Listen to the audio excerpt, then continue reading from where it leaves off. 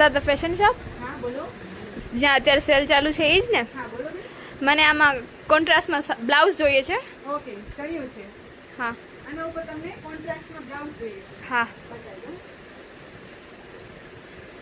જુઓ, એક તો આ વાળું જશે, પ્રોપર લુક વેસ્ટર્ન આવશે, પાર્ટી વેર લુક આપશે. તમારે ટ્રેડિશનલ લુક કરવું છે તો આ બી કોન્ટ્રાસ્ટમાં સારું આવશે. આની પ્રાઇસ શું છે?